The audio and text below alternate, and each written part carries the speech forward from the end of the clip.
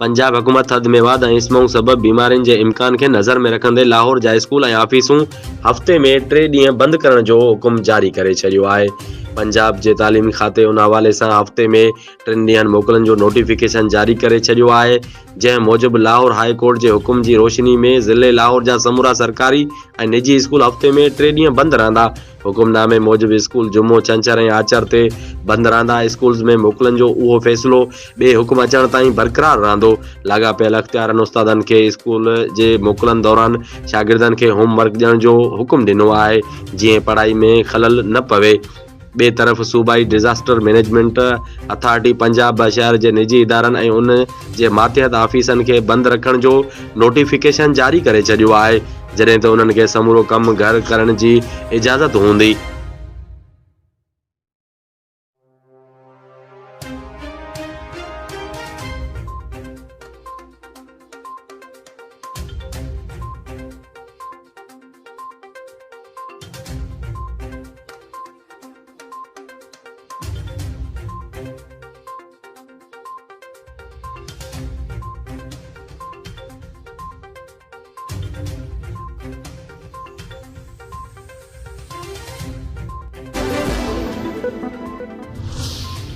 Mega corruption scandal M6 mega corruption scandal में गिरफ़्तार थियल social welfare officer Sajjad Memon खे दिलि जो दौरो पइजी वियो।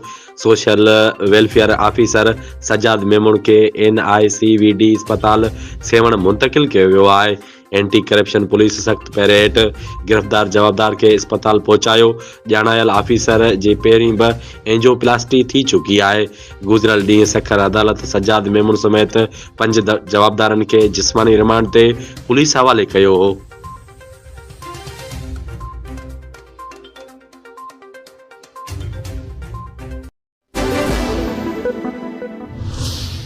Chief election commissioner Sikandar Sultan Raja चयो त न केरु असांजो फेवरेट आहे ऐं न ई वरी कंहिं जे ख़िलाफ़ आहियूं। पंजाब हुकूमत खे चई छॾियो आहे त हाणे कानून तब्दील कयो त अॻूणे बल्दियाती कानून तहत ई चूंडियूं कराईंदासीं। Chief election commissioner Sikandar Sultan Raja Islamabad में वोटर जेकी क़ौमी ॾींहं जे उनवान हेठि कोठायल तक़रीब खे ख़िताब कंदे चयो त इलेक्ट्रॉनिक वोटिंग मशीन जी कॾहिं बि मुखालफ़त नाहे कई। जल्दबाज़ी में सॼी इलेक्शन तकरारी नथा बणाए सघूं। Chief election commissioner Sikandar Sultan Raja मूजिबि हिकु भेरो ॿीहर तकबंदियुनि बाबति सोचियो पियो वञे। जेकॾहिं वक़्तु न ॾिनो वियो त ॿीहर मकानी चूंडूं कराइण ॾुखियो थी पवंदो। मुल्क में सभ खां अहम मकानी चूंडूं आहिनि। बलूचिस्तान में मकानी चूंडनि जो ॿियो मरहलो 11 दिसंबर खां शुरू थींदो।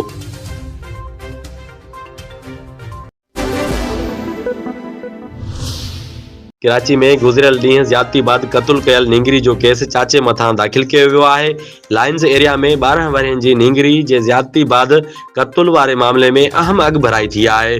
पुलिस मूजिबि मक़तूला नींगरी जे पीउ यासीन जी फरियाद ते केस दाख़िल कयो वियो आहे। नींगरी खे ज़्यादती बाद क़तल कयो वियो हो। पुलिस मूजिबि फरियादी यासीन जो चवणु आहे त मुंहिंजी धीउ जे क़तल में मुंहिंजो नंढो भाउ मुजीबुल्ला उर्फ़ नदीम मुलविस आहे।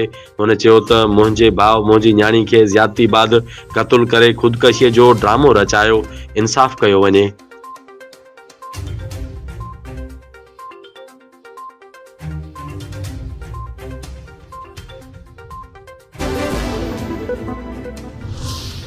सदर आरफ अलवी सां नाणे वारे वफ़ाक़ी वज़ीर इसहाक डार मुलाक़ात कई, जंहिं दौरान नाणे वारे वज़ीर आज़म शहबाज शरीफ़ जो पैगाम सदर आरफ अलवी ताईं पहुचायो। ऐवान सदर इस्लामाबाद में नाणे वारे वफ़ाक़ी वज़ीर इसहाक डार ऐं सदर आरिफ अलवी विच में थींदड़ मुलाक़ात 20 मिंटनि ताईं जारी रही। ज़रियनि मूजिबि ॿिन्ही अहम शख़्सियतनि विच में थींदड़ मुलाक़ात में PTI जे जल्द चूंडनि जे मुतालबे ऐं हुकूमती इतिहादियुनि जे नुक़्तनि ते ॻाल्हियूं कयूं वयूं। मुलाक़ात में सदर आरिफ अलवी वक़्त खां अॻु चूंडनि जे हवाले सां इमरान ख़ान जो मौक़िफ़ साम्हूं रखियो। उन मौक़े ते पाकिस्तान मुतहिदा मूवमेंट PTM ऐं पाकिस्तान तहरीक इंसाफ़ विच में इम्कानी ॻाल्हियुनि ते बि ख़्यालनि जी ॾे वठि कई वई। वाज़े रहे त सदर आरिफ अलवी ऐं इसहाक डार जूं 2 मुलाक़ातूं अॻु बि थी चुकियूं आहिनि। ज़रियनि मूजिबि सदर आरिफ अलवी सां अॼु सेनेट चेयरमैन सादिक संजराणी बि मुलाक़ात कंदो, जंहिंमें पार्लियामानी मामला ऐं क़ौमी मामलनि ते ॻाल्हियूं कयूं वेंदियूं।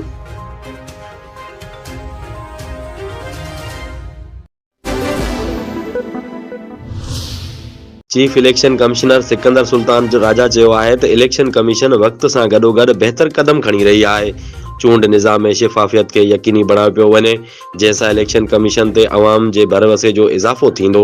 चूंड इख़लाक़नि जी भञकड़ी ते पार्टी सरबराह समेत कारकुननि ख़िलाफ़ कार्रवाई कई वेंदी।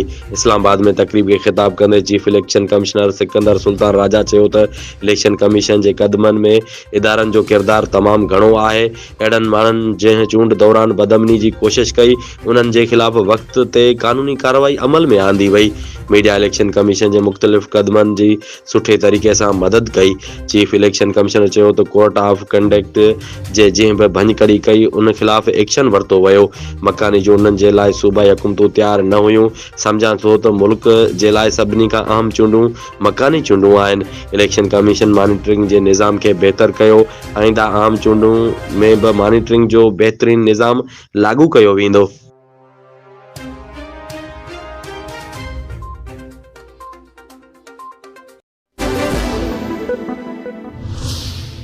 अॻूणे सदर आसिफ अली ज़रदारी ऐं पाकिस्तान मुस्लिम लीग काफ जे सरबराह चौधरी शिजायत हुसैन विच में मुलाक़ात जी अंदरूनी कहाणी साम्हूं अची वई आहे। ॿ ॾींहं अॻु आसिफ अली ज़रदारी चौधरी शिजायत हुसैन सां संदसि रहाशगाह ते मुलाक़ात कई हुई। मुलाक़ात में वफ़ाक़ी वज़ीर तारिक बशीर चीमा ऐं रुख़साना बंगश बि मौजूदु हुआ। ज़रियनि मूजिबि मुलाक़ात दौरान अॻूणे सदर आसिफ अली ज़रदारी तजवीज़ ॾिनी हुई त पंजाब जो वॾो वज़ीर परवेज़ इलाही असेंबलियूं न टोड़े, सलाह मशवरे सां नओं सेटअप जुड़ी सघिजे थो। ज़रियनि मूजिबि मुलाक़ात दौरान आसिफ अली ज़रदारी चौधरी सिजात हुसैन खे यकीन ॾियारियो त नए सेटअप में हमज़ा शहबाज़ पंजाब जो वॾो वज़ीर न हूंदो। ज़रियनि उहो बि चयो आहे त मुलाक़ात में चौधरी सिजात आसिफ अली ज़रदारी खे परवेज़ इलाही सां ॻाल्हियूं करण जो यकीन ॾियारे छॾियो आहे। वज़ीर आज़म शहबाज शरीफ़ जे पुटु सलमान शहबाज़ मुल्क वापसी जो फ़ैसिलो करे वरितो आहे। सलमान शहबाज़ हिफ़ाज़ती ज़मानत जे लाइ इस्लामाबाद हाई कोर्ट सां राब्तो कयो आहे। हुन पंहिंजे वकील अमजद परवेज़ ज़रिए इस्लामाबाद हाई कोर्ट में दरख़्वास्त दाख़िल कई, जंहिं में इस्तदा कई वई आहे त 2 हफ़्तनि जी ज़मानत ॾिनी वञे। नवंबर 2020 ते FIA लाहौर सर्किल जे केस में दरख़्वास्त दाख़िल कई वई। DG FIA ऐं ॿियनि खे दरख़्वास्त में धुर बणायो वियो। दरख़्वास्त में मौक़ूफ़ अख़्तियार कयो वियो आहे त कारोबारी आया मनी लॉन्ड्रिंग जो कूड़ो केस दाख़िल कयो वियो। कॾहिं बि पब्लिक ऑफिस होल्डर न आहियां रहियो, जॾहिं त मुंहिंजे मथां मनी लॉन्ड्रिंग जा इल्ज़ाम कूड़ा ऐं बेबुनियाद आहिनि। कारोबारी हुजण जे हवाले सां समूरा शेयर्स SACP में रजिस्टर्ड आहिनि। सलमान शहबाज चयो त 27 अक्टूबर 2018 खां बर्तानिया में आहियां, पर कॾहिं बि FIA जो नोटिस नाहे मिलियो। FIA मुंहिंजे ख़िलाफ़ केस मुंहिंजी गैर हाज़िरी में दाख़िल कयो। 2018 में परॾे वयुसि, जॾहिं त 2020 में केस ठाहियो वियो ऐं उन खां पोइ इश्तिहारी करार ॾिनो वियो। उन करे अदालत 2 हफ़्तनि जी हिफ़ाज़ती ज़मानत मंज़ूर करे।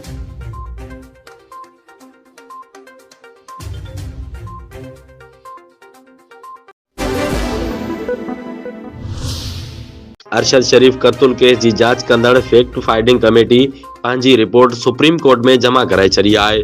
फैक्ट फाइंडिंग कमेटी जी रिपोर्ट 592 सिफ़नि ते ॿधल आहे ऐं उन ते DG FI ऐं DG IBA जूं सयूं मौजूदु आहिनि। रिपोर्ट में अरशद शरीफ़ जे केनिया में रहाइश, राब्तनि ऐं CDR जा रिकॉर्ड जा तफ़सील बि शामिल आहिनि।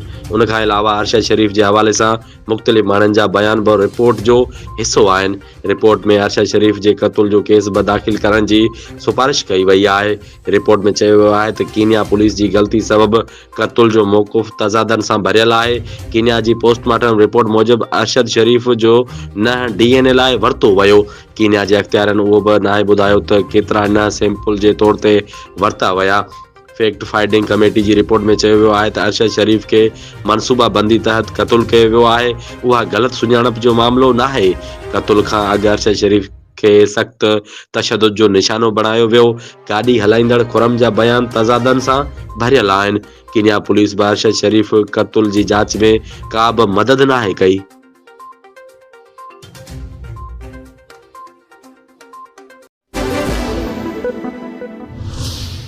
कराची समुंड में मोहाणनि जी ॿेड़ीअ ते हथियार बंदनि जी फायरिंग जे नतीजे में हिकु ॼणो मारिजी वियो, ॿियो ज़ख़्मी थी पियो।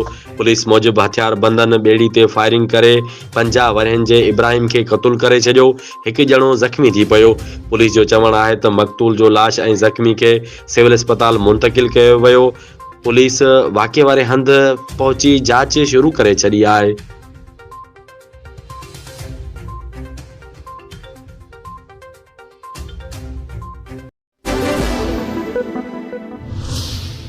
पाकिस्तान तहरीक इंसाफ जे सेक्रेटरी जनरल असद उमर तोहिन अदालत केस में गैर मशरूत माफ़ी वठी छॾी। Lahore high court Rawalpindi bench जी justice Jawadul Hassan secretary general Tehreek Insaf Asad Umar के जारी कयल तोहिन अदालत नोटिस ते ॿुधणी कई। असद उमर 26 नवंबर ते रावलपिंडी में PTI जे जलसे दौरान तकरीर में जजिस ते तनक़ीद कई हुई। अदालत असद उमर जी तकरीर जी वीडियो ऐं ट्रांसक्रिप्ट तलब कयो हो। अदालत असद उमर खां तोहिन अदालत केस जी नोटिस जो जवाब तलब कयो। अदालती हुकुम ते अॼु असद उमर पंहिंजे वकील एडवोकेट फैसल चौधरी सां गॾु अदालत में पेश थियो। जस्टिस जवादुल हसन फैसल चौधरी खां पुछाणो कयो त अव्हां जो मौक़िफ़ किथे आहे, उनखे पेश करियो। जंहिं ते असद उमर अदालत जे रोस्ट्रम ते अची पंहिंजी तकरीर ते गैर मशरूत माफ़ी घुरी ऐं चयो त असां अदलिया जो एहतराम करियूं था ऐं अॻिते बि कंदा रहंदासीं। जस्टिस जवादुल हसन चयो त मसइलो तोहिन अदालत जो न आहे, इदारनि ऐं उन जी शख़्सियतनि मथां इल्ज़ाम जो आहे। जंहिं ते असद उमर चयो त मुंहिंजी तकरीर में कंहिं बि जज जो नालो न हो। PTI अॻवान असद उमर अदालत खां गैर मशरूत माफ़ी घुरंदे चयो त मुंहिंजो मक़सदु अदालतनि या जजिस खे निशानो बणाइण न हो। जंहिं ते जस्टिस जवादुल हसन चयो त मूं वटि अव्हां जो वीडियो बयान आहे, उहो हलाइण नथा चाहियूं। असांखे चङी रीति ख़बर आहे त अव्हां छा चयो हो। जस्टिस जवादुल हसन रिमार्क्स ॾिना त अदालतूं अव्हां खे लॉन्ग मार्च जी इजाज़त ॾियनि ऐं वरी अव्हां ई अदालतनि खे निशानो बणायो। असद उमर चयो त मुंहिंजे कंहिं बि बयान सां जेकॾहिं का लाइन क्रॉस थी आहे त उन ते माफ़ी घुरां थो। जज चयो त अदालत वटि अव्हां जो वीडियो बयान मौजूदु आहे। अव्हां खे ख़बर आहे त अव्हां तकरीर में छा चयो। आइन जे आर्टिकल 50 राइट टू मूवमेंट ऐं 60 राइट टू डेमोक्रेसी जी इजाज़त ॾिए थो, पर इदारनि जे मथां तनक़ीद जी इजाज़त नथो ॾिए।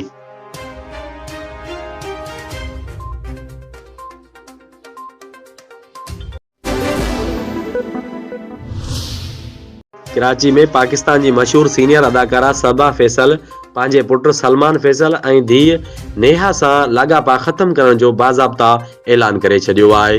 कुझु अरसो अॻु ख़बर पई त सबा फैसल जे पुटु ऐं धीउ में तलाक थी वई आहे, जंहिंखे अदाकारा इनकार कयो, पर हाणे हुन पंहिंजे पुटु ऐं नाती खां धार थियण जो ॿुधायो आहे।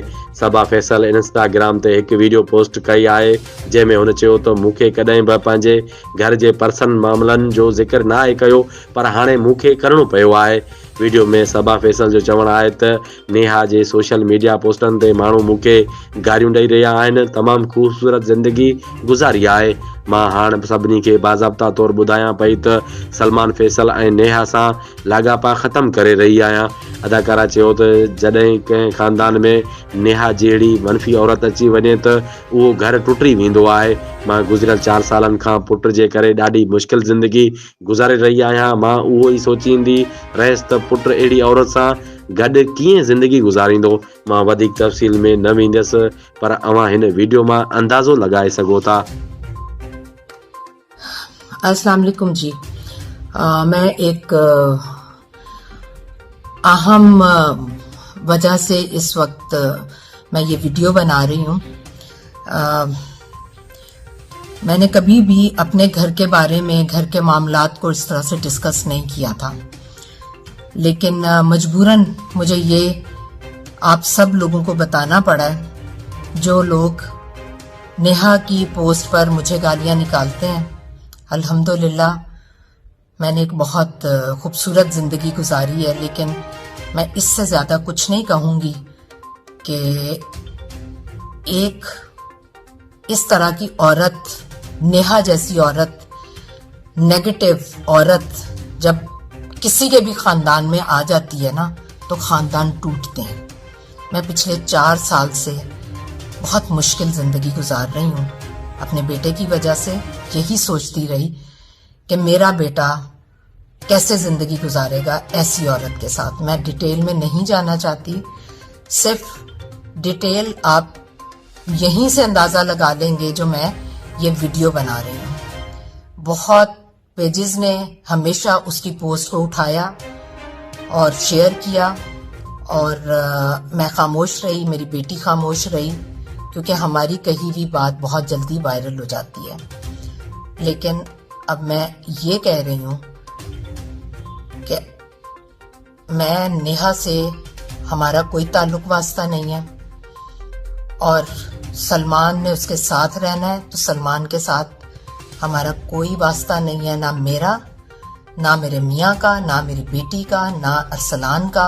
हमारा कोई वास्ता नहीं है सलमान के साथ। अगर वो समझता है कि उसकी बीवी उसके लिए अगली जिंदगी में सुकून और इज्जत का बाइस रहेगी तो मैं दुआ करती हूँ कि वो रहे, लेकिन सलमान के साथ मेरा कोई वास्ता नहीं है। बस मैंने ये वीडियो इसलिए बनाई है ताकि आप सब लोगों को भी पता चल सके, और मैं गहराई में जाऊंगी तो आप लोग इतना थू थू करेंगे जो कि मैं नहीं चाहती। बहुत शुक्रिया, थैंक यू। और प्लीज़ आप लोग जजमेंटल ना हो, आप किसी को जज नहीं कर सकते, इस तरह के कमेंट्स पे जज नहीं कर सकते। और मैं ये नहीं कह रही कि आप वन साइडेड फैसला करें, ना ही मैं किसी कटहरे में किसी को खड़ा करना चाहती हूँ। मैं सिर्फ ये कह रही हूँ कि सलमान अपनी बीवी के साथ रहना चाहता है तो सलमान रहे, लेकिन मेरा सलमान से और उसकी बीवी से कोई ताल्लुक वास्ता नहीं है। एक माँ जब ये लफ्ज बोलती है तो आप समझ सकते हैं।